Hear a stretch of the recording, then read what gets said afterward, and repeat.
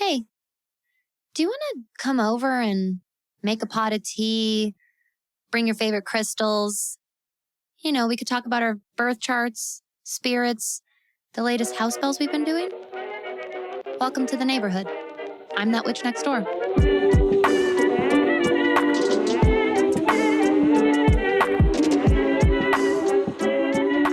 Hi, neighbor. Welcome back to That Witch podcast. Happy 2025. Can you believe it?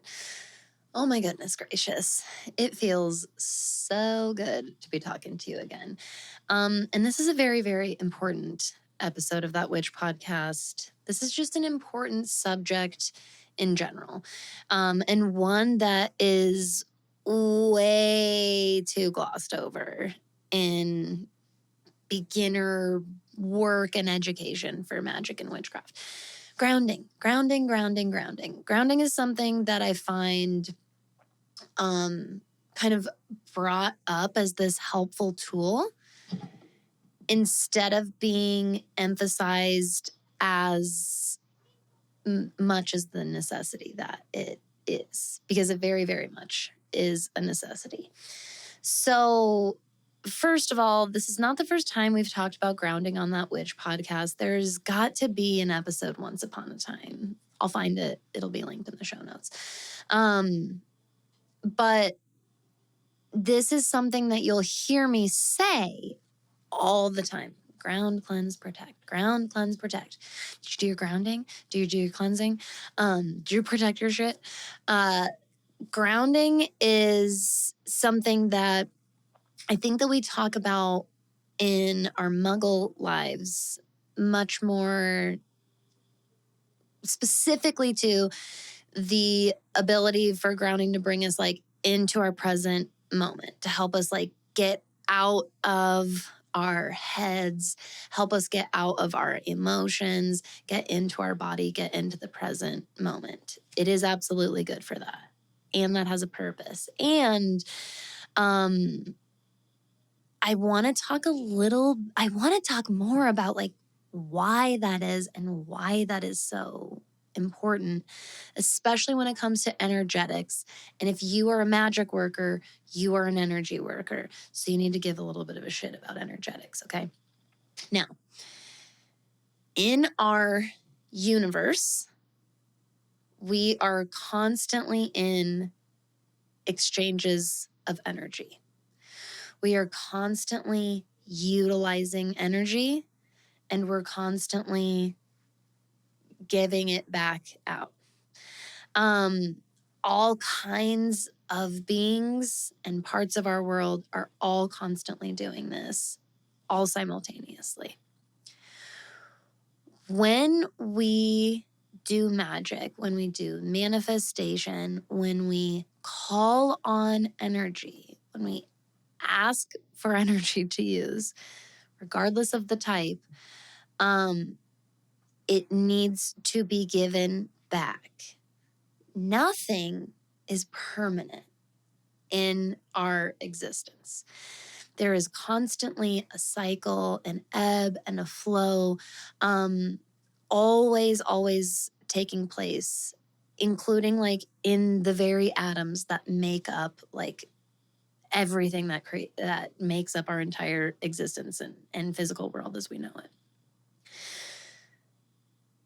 When we call on energy, whether it's really calling on confidence and courage that day, when we are calling abundance and prosperity to ourselves, we're calling on healing, when we are asking to utilize something and we do, and we're given that by the universe, it has to be given back, simply because of this law that nothing is permanent. We don't ever really truly keep anything forever. Everything is always in cycle, because if energy cannot be created or destroyed, this means that we're constantly utilizing it from some place, in some way, in some form that it already exists.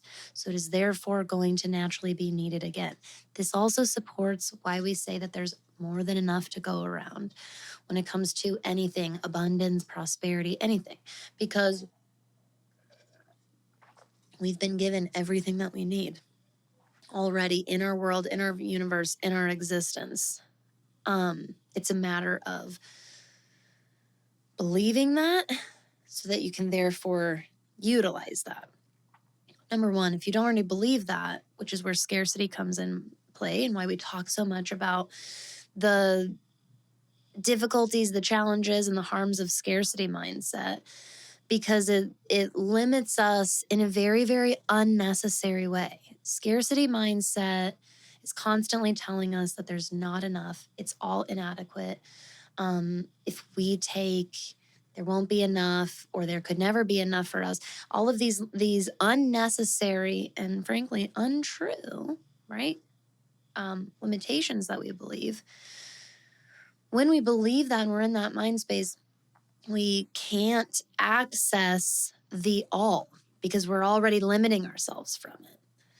So this also has, an opposite counterpart, where if we are only taking, constantly consuming, this also does not work.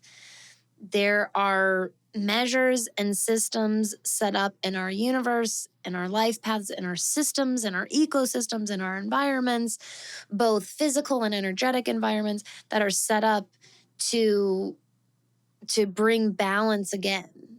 Some of us call this karma, for example. There are many different names for it. This is all rooted in the same basic concept, though, that we have everything that we need. And so when something or someone is taking more than is sustainable for the whole, this is where we see our tower moments, if you will. Something will come and disrupt that from continuing, so that balance and order, ultimately sustainability can thrive again. When we do our part to act in these laws of energetics, we make our jobs as witches way easier and way more enjoyable. And we also live in actual harmony with our universe, because it helps keep us in check and balance as well. So this is why doing your scarcity mindset work, like shadow work, is so important, and equally as important as, doing the type of work to make sure you're not taking too much. But I think that we demonize one of those, and we're like, oh, I don't want to be greedy. I don't want to take too much. I don't want to be selfish. We're like, most of us are already doing the checks and balances for that. However, lots of us, when it comes to scarcity mindset, we think we're doing the world a favor, when really all that we're actually doing is cutting ourselves off from a holistic acceptance of all that there really is to be embraced, okay? Grounding does that. That's why grounding is so important. Grounding helps us balance and get into alignment with this natural ebb and flow. It helps us do and perform effectively those checks and balances. And it's also wicked easy. It's so easy and so simple and so effective. And it's free. And you can do it in so many different ways, literally all the time, anytime that you need to. I'm constantly, if grounding tips and practices and exercises were dollar bills, I would be making it rain. Oh my God. The point is that you're not doing enough grounding, and I know that you're not doing enough grounding, because 99% of the people that I talk to that are having some sort of any normal human challenge is not doing their grounding.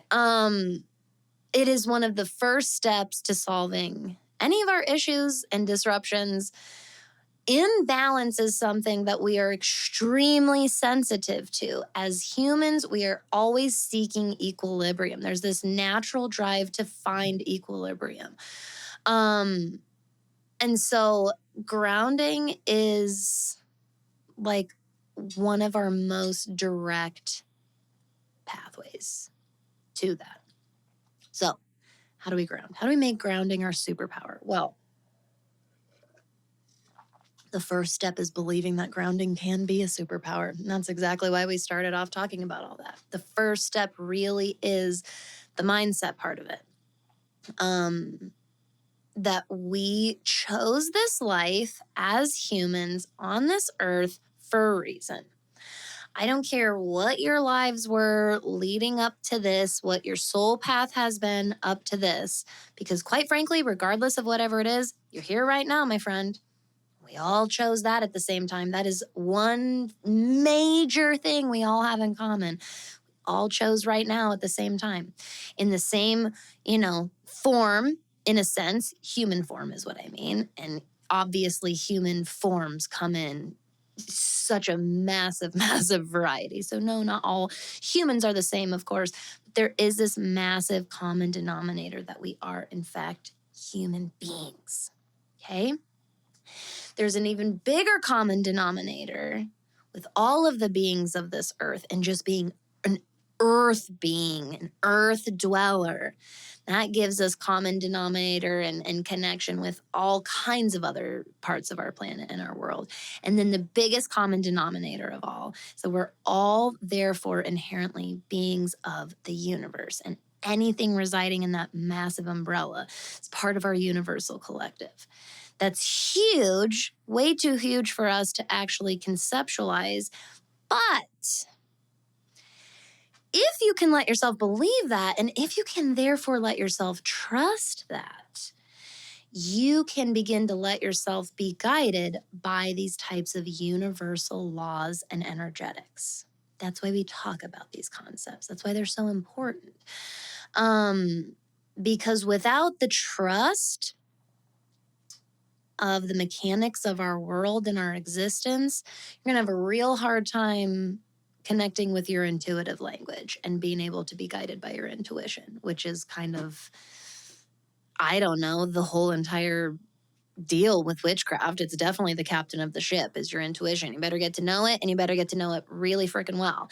And you better learn to distinguish it amongst the other different languages and voices and thoughts that we constantly have within ourselves.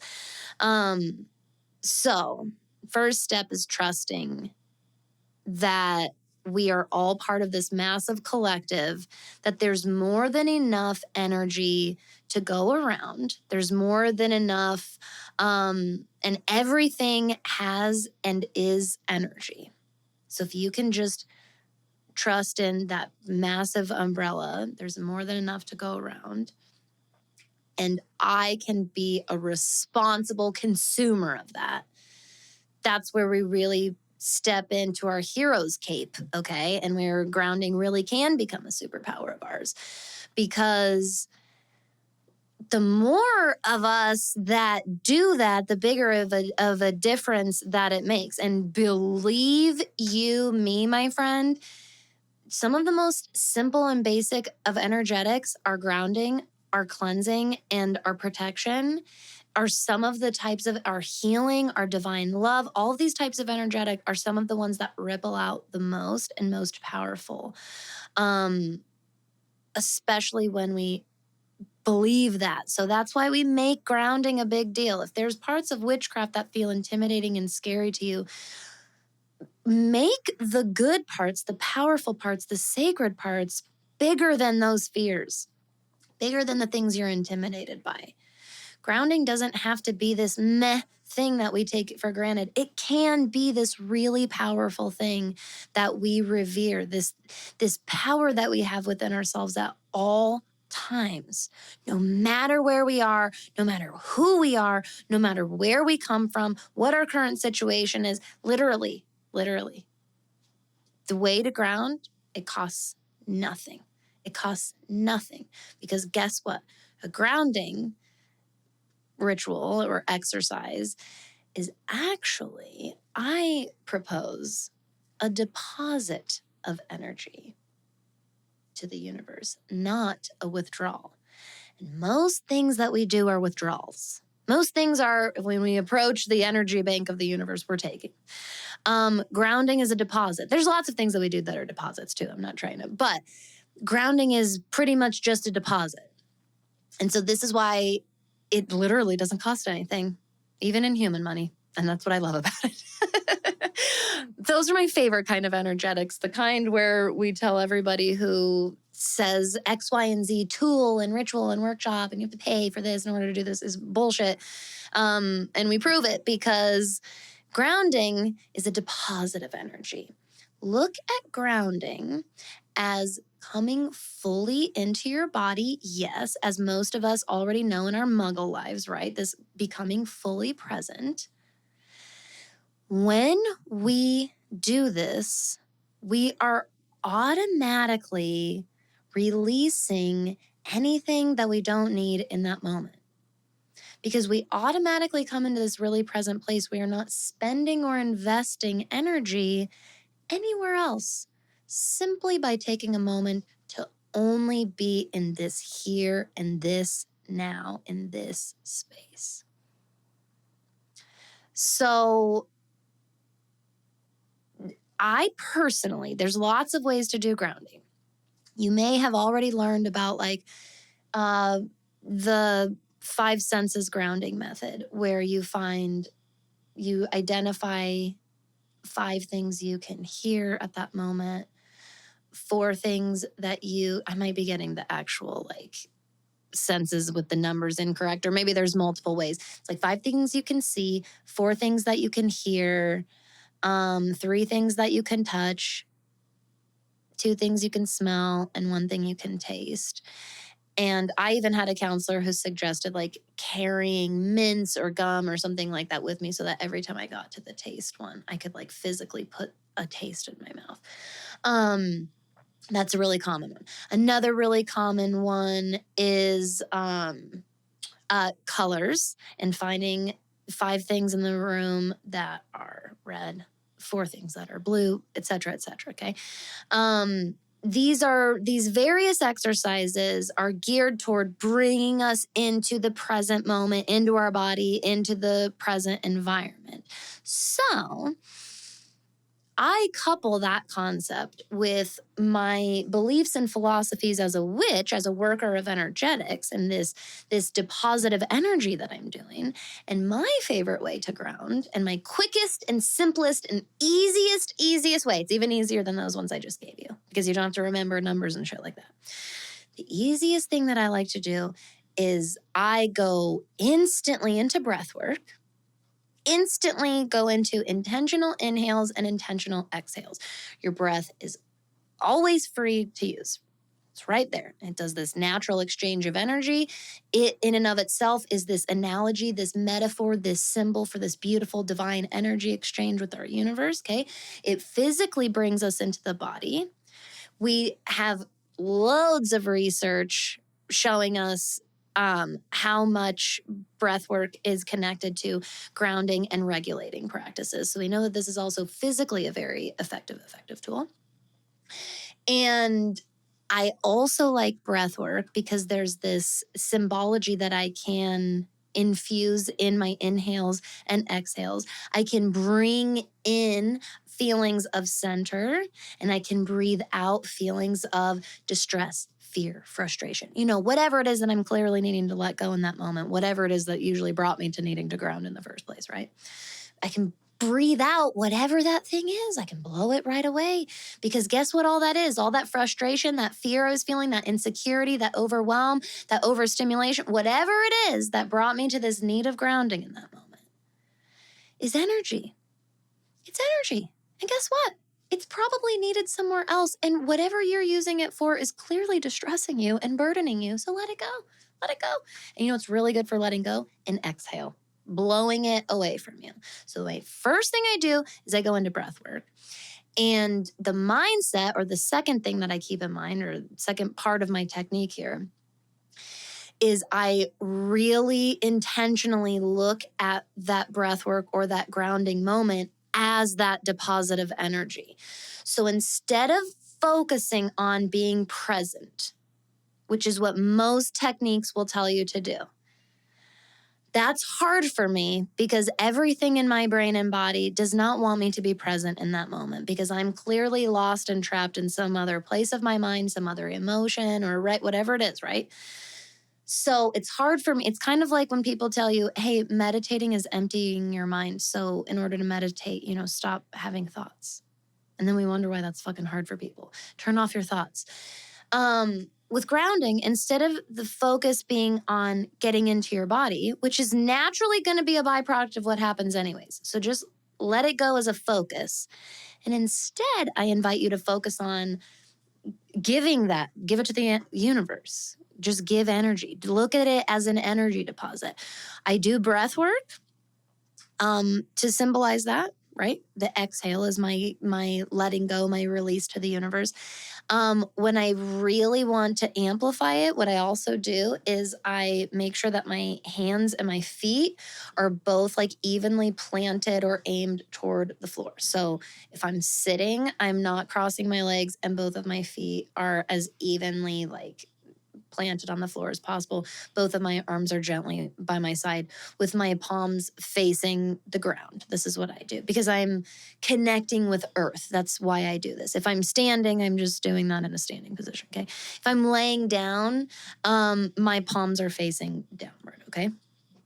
And then while I'm doing this breath work on my exhales, I'm really intentionally, you can call it like imagining or visualizing, or in my mind, I'm allowing myself to have this sensation.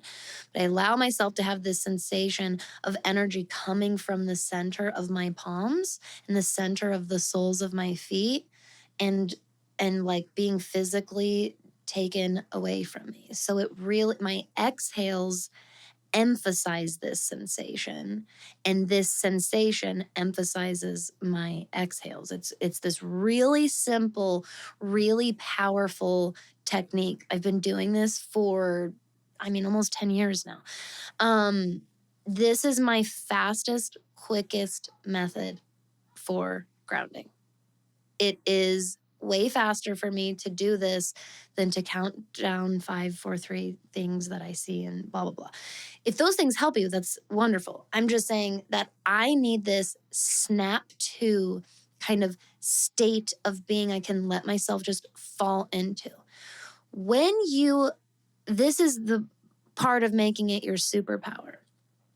No matter what your preferred or go-to method is or becomes, it's not really, quite frankly, it doesn't matter whatever the method is. You just have to find what works for you and what feels the easiest and the most go-to, because it's that's going to make it effective. The easier it is for you to snap into that place, the more frequently you are likely to do it. The more frequently you ground, quite frankly, the better. I don't know that you can ground too much, honestly. You can, don't get me wrong. Of course, do I believe that you can't, like that's not possible? No, I would believe that it would be possible to be only in a grounding state. We're not meant to only be in a grounded state. We're also meant to daydream and wander and let ourselves be kind of carried into our emotions and stuff. All of those different states of being exist for their own purposes as well. It's just that we live in those states of being like way, way, way more often than a grounded state. Way more often, which is why I'm like pretty confident telling you that you probably can't ground too much, most likely, because that's how much most of us are lacking. So, whatever your method is, I advise you, let this episode be a point of inspiration. Go look up grounding tips, grounding practices, and grounding techniques. There are a billion free ones on the internet. You can search that on social media platforms. You can search that on good old Google. Like, I guarantee if you search any of those keywords I just gave you, you're going to come across a fucking boatload of techniques and exercises totally and completely for free. Google that on your podcast platform that you're on right now. Go listen to another grounding episode from another podcast. Maybe you'll find a new podcast that you like. That's always a win-win, right? So, do your grounding research, okay? Let yourself do some good, like, go look at some techniques, try them out. Let yourself find your go-to. It might be a direct exercise that you found. It'll more likely be something like that happened for me, where it's really kind of this collection of methods that I had already tried out combined with my own beliefs and philosophies and my own intuition. And my own intuitive exercise came from that. You can use my technique identically if you want. Take it. Like, it's very, very effective for me. I hope that it is for you. But if it's not, your go-to default grounding method is out there. Let yourself practice and find it. Focus on getting in the habit of just doing it regularly and frequently. This is when, like, all of a sudden, after a little bit of time, you'll realize this is a superpower of yours. That's kind of what the process looks like. It's about developing this really valuable and important habit, really. And part of that habit is being able to recognize when you need it. That is huge. When you are in that place of, off, like anything like that, I don't feel right, or I've been like not feeling myself, or this is kind of out of character for me, or something's just up. Anything and all of those and beyond, those types of things, you probably need grounding, at least as a very first step. Cleansing is always a beautiful, beautiful follow-up. I'll make sure that our cleansing episodes are linked below. We released one not that long ago. It's a really, really good one. I'll link that below too with the old grounding. But this is a great, great follow-up step. And then the reason we always end with protecting, which of course, it's linked in the show notes below as well. The reason we always follow up with protection is we're kind of sealing in all of that good work that we're doing, okay? You reach this beautiful state of equilibrium. You help yourself release anything that is not serving you in that moment when you're doing your grounding and your cleansing, so that when you do your protection around yourself, you're kind of sealing that in and holding that space for yourself, okay? That's why we do the ground, cleanse, protect. So remember, grounding is a deposit of energy. When we are taking energy of any kind, when we're utilizing energy of any kind just to simply exist, it is given back to the universe one way, shape, or form. If you are the one intentionally giving it to the universe, it can be this really nice, beautiful process of realigning into equilibrium again.